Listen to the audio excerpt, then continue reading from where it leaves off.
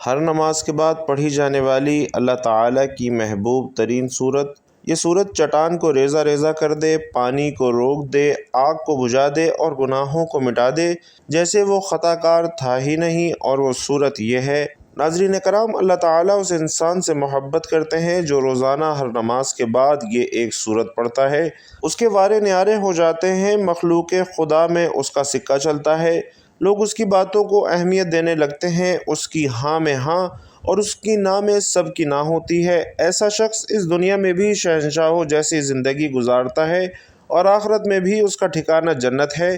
یہ صورت چٹان کو ریزہ ریزہ کر دیتی ہے، پانی کو روک دیتی ہے، آگ کو بجھا دیتی ہے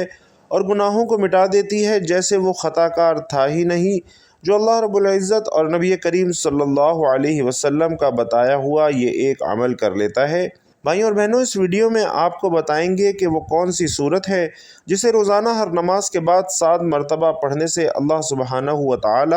اپنے اس بندے سے خوش ہو جاتا ہے، اور وہ کون سا عمل ہے کہ جس کو کرنے سے انسان دنیا اور آخرت میں امیر، کبیر، غنی اور دولت سے مالا مال ہو جاتا ہے۔ بھائیوں اور بہنوں، یوں تو قرآن کریم میں نازل کی گئی ہر ایک صورت، بلکہ ہر ایک آیت، ہر ایک لفظ، ہر ایک حرف اللہ سبحانہ و تعالی کی عظمت اور بزرگی کا اعلان کر رہا ہے، لیکن ایک ایسی مبارک صورت ہے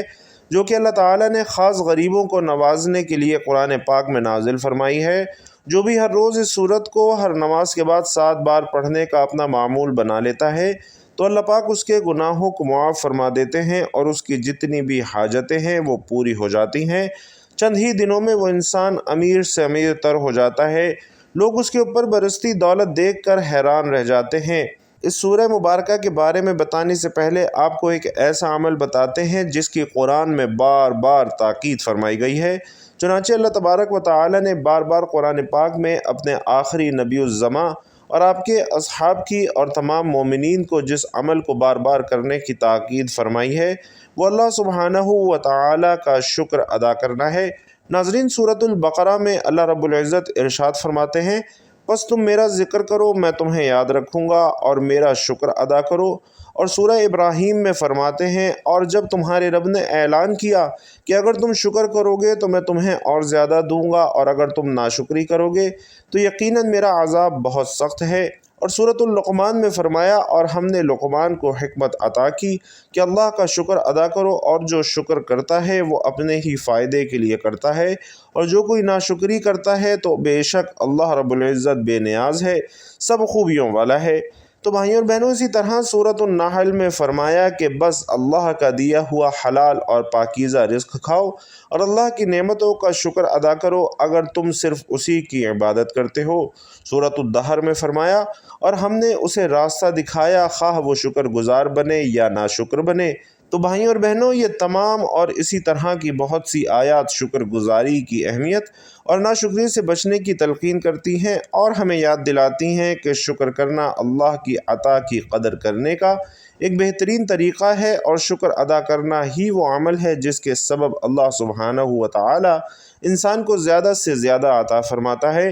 اس حوالے سے حضرت موسیٰ علیہ السلام کا ایک بڑا ہی مشہور واقعہ ہے۔ حضرت موسیٰ علیہ السلام کوہ طور پر اللہ سے ہم کلام ہونے روانہ ہوئے تو راستے میں ایک شخص سے ملاقات ہوئی۔ اللہ نے اس کو رزق کی خاصی فراوانی عطا کر رکھی تھی۔ اس نے حضرت موسیٰ علیہ السلام سے عرض کی کہ اے رسول خدا صلی اللہ علیہ وسلم،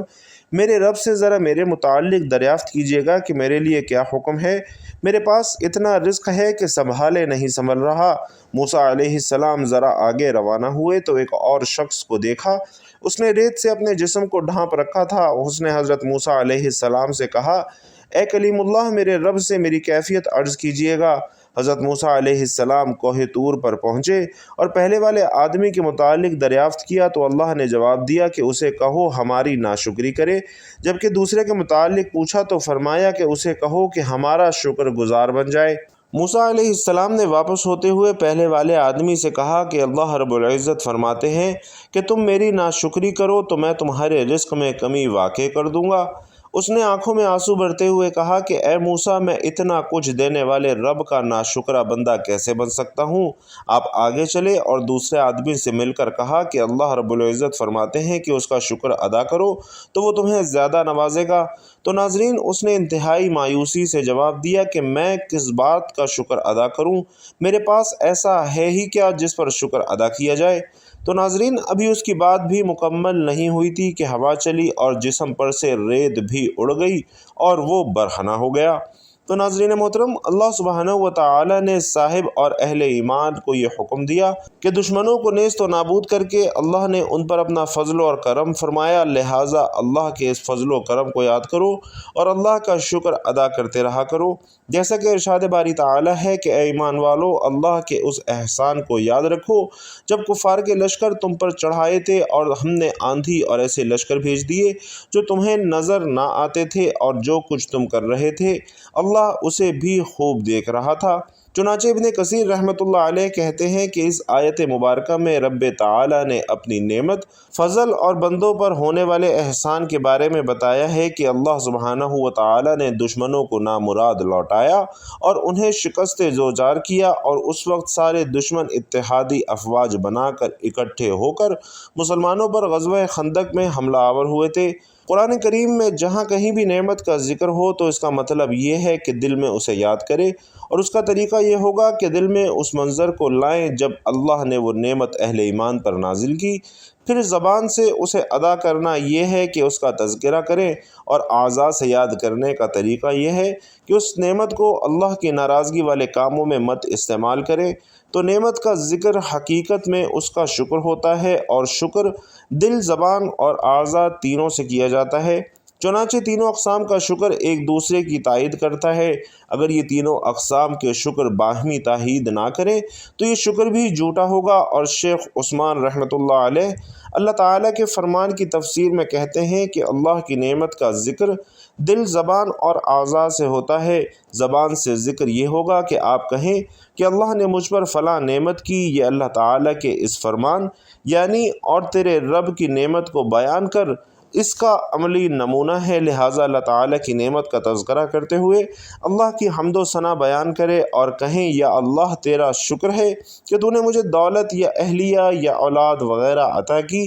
دل سے ذکر کا مطلب یہ ہے کہ آپ دل سے اسے یاد کریں اور اللہ کی اس نعمت کا شکر ادا کریں، اور اعضاء سے ذکر کا مطلب یہ ہے کہ آپ اس نعمت کو استعمال کرتے ہوئے اللہ تبارک و تعالی کی اطاعت بجا لائیں اور آپ پر اللہ تعالیٰ کی اس نعمت کا اثر بھی نظر آئے۔ علامہ مہروی رحمۃ اللہ علیہ کہتے ہیں کہ شکر کے 3 مراحل ہیں: نعمت پہچانے، پھر قبول کرے، اور پھر نعمت کنندہ کی ثنا بیان کرے۔ اور ابن قیم رحمۃ اللہ علیہ بیان فرماتے ہیں کہ نعمت کی پہچان اس طرح ہوگی کہ ذہن میں اسے لائے، نعمت کا مشاہدہ کرے اور اسے دوسری چیزوں سے ممتاز کرے۔ تو پہچان کا مطلب ناظرین یہ ہے کہ ذہنی طور پر اسے حاضر کریں، قبول کریں یا نعمت کنندہ ذات سے نعمت وصول کریں، اس کے لیے اللہ تعالیٰ کے سامنے اظہار ناتوانی کریں، اپنی غربت اور ضرورت اللہ کے سامنے رکھیں اور تسلیم کریں کہ یہ نعمت اللہ کی طرف سے محض فضل ہے، وہ اس کا مستحق کبھی تھا ہی نہیں،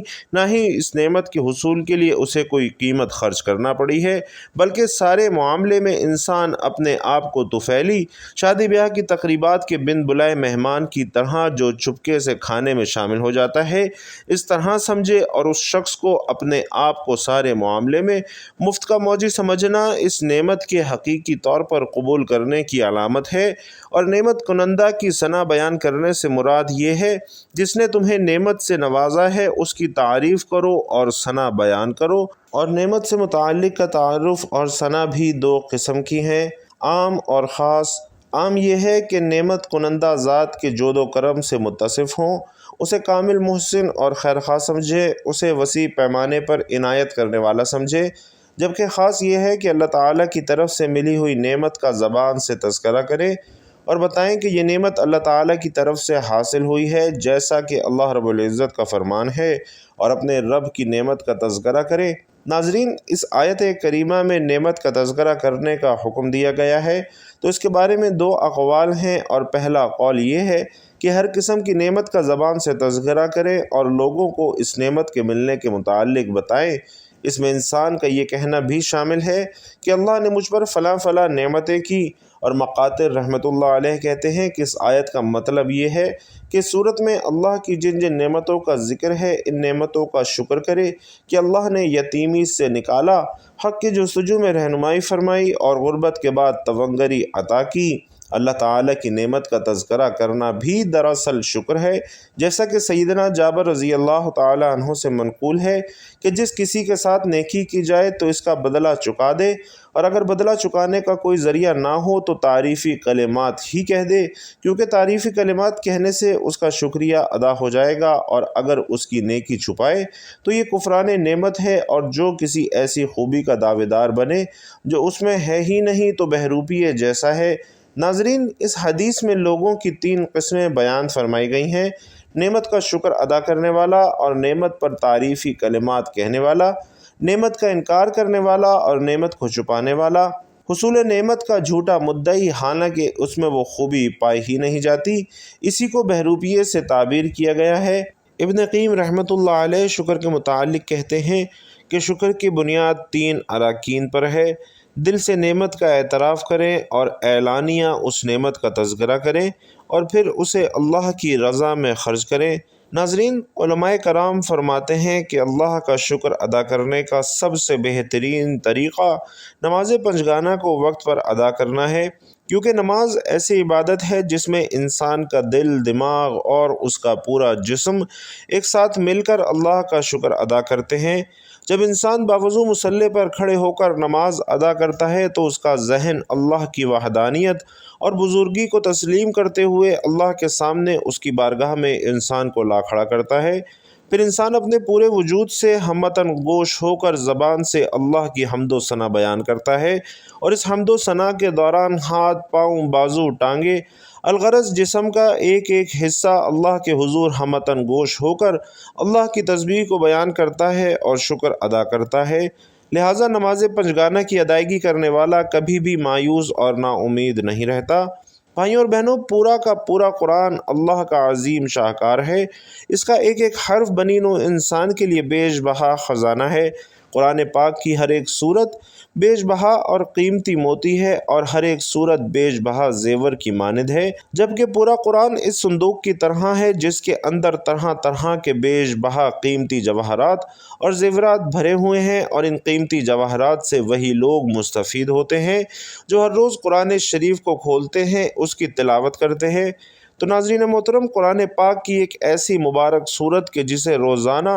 ہر نماز کے بعد صرف 3 یا 7 مرتبہ پڑھنے والا کبھی مایوس اور نامراد نہیں ہوتا۔ دنیا جہان کی دولتیں ایسے انسان پر عاشق ہو جاتی ہیں جو ہر روز یہ سورہ مبارکہ پڑھتا ہے۔ ایسے انسان کا کوئی کام رکاوٹ اور بندش کا شکار نہیں ہوتا، اور ایسے انسان کو کبھی مال و دولت کی کمی نہیں ہوتی جو ہر روز نماز کے بعد یہ ایک سورت مبارکہ پڑھتا ہے۔ اور جان لیجئے کہ وہ عظیم الشان سورہ مبارکہ سورۃ الفلق ہے۔ بسم اللہ الرحمن الرحیم، قل اعوذ برب الفلق من شر ما خلق ومن شر غاسق اذا وقب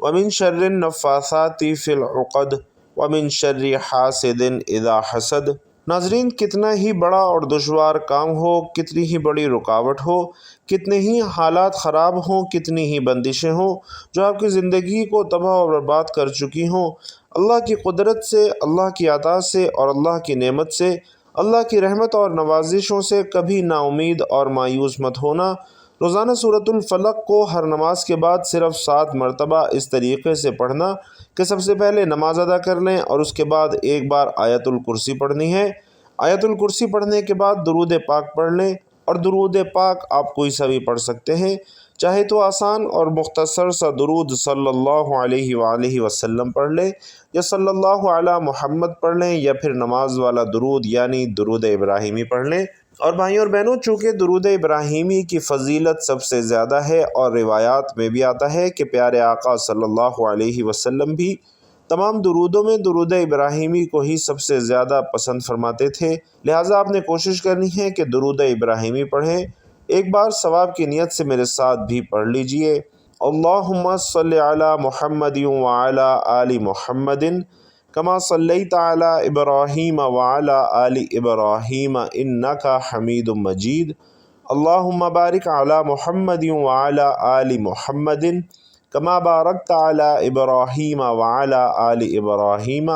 انکا حمید مجید۔ 3، 5 یا 7 مرتبہ درود پاک پڑھنے کے بعد آپ نے ایک بار اعوذ باللہ من الشیطان الرجیم بسم اللہ الرحمن الرحیم پڑھنا ہے۔ کیسا ہی بڑا مقصد اور کیسی ہی بڑی حاجت کیوں نہ ہو، اس کی نیت خلوص دل سے کرنے کے بعد آپ نے 7 مرتبہ سورۃ الفلق کی تلاوت کرنی ہے۔ ناظرین، سورۃ الفلق وہ سورت ہے جو چٹان کو ریزہ ریزہ کر دیتی ہے، پانی کو روک دیتی ہے، آگ کو بجھا دیتی ہے، گناہوں کو مٹا دیتی ہے۔ اور سورۃ الفلق کا آپ ترجمہ ملاحظہ فرمائیے، تم فرماؤ کہ اس کی پناہ لیتا ہوں جو صبح کا پیدا کرنے والا ہے، اس کی سب مخلوق کے شر سے اور اندھیری ڈالنے والے کے شر سے جب وہ ڈوبے، اور ان عورتوں کے شر سے جو گرہوں میں پھونکتی ہیں، اور حسد والے کے شر سے جب وہ مجھ سے حسد کرے۔ تو ناظرین، اس کے بعد پھر سے درود پاک اتنی ہی تعداد میں پڑھ لینا ہے جتنی تعداد میں عمل سے پہلے پڑھا تھا۔ یہ عمل مکمل ہونے کے بعد آپ نے اللہ کے حضور اپنے دونوں ہاتھوں کو بلند کر کے اپنے دل کی تمام حسرتیں اس کے آگے کھول کر بچھا دینی ہے۔ بے شک اللہ سبحانہ و تعالی ہم سے بھی بہتر ہماری حاجات کو جانتا ہے۔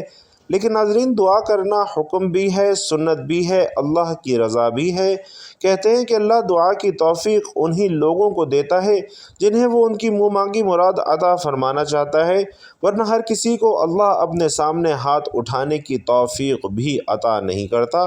لہٰذا نہایت خشوع اور خضوع کے ساتھ اللہ کی بارگاہ میں دعا اور التجا کرنے کا اپنا معمول بنا لیجئے۔ کبھی کسی کے سامنے انشاءاللہ ہاتھ نہیں پھیلانے پڑیں گے، کیونکہ دعا ایک عظیم الشان عبادت ہے جس کی عظمت اور فضیلت پر بکثرت آیات کریمہ اور احادیث طیبہ وارد ہیں۔ دعا کی نہایت عظمت میں ایک حکمت یہ ہے کہ دعا اللہ تعالیٰ سے ہماری محبت کے اظہار، اس کی شان الوہیت کے حضور ہماری عبدیت کی علامت، اس کے علم و قدرت اور عطا پر ہمارے توکل اور اعتماد کا مظہر، اور اس کی ذات پاک پر ہمارے ایمان کا اقرار اور ثبوت ہے، اور ہمارا عقیدہ ہے کہ اللہ ہمارا خالق مالک رازق ہے،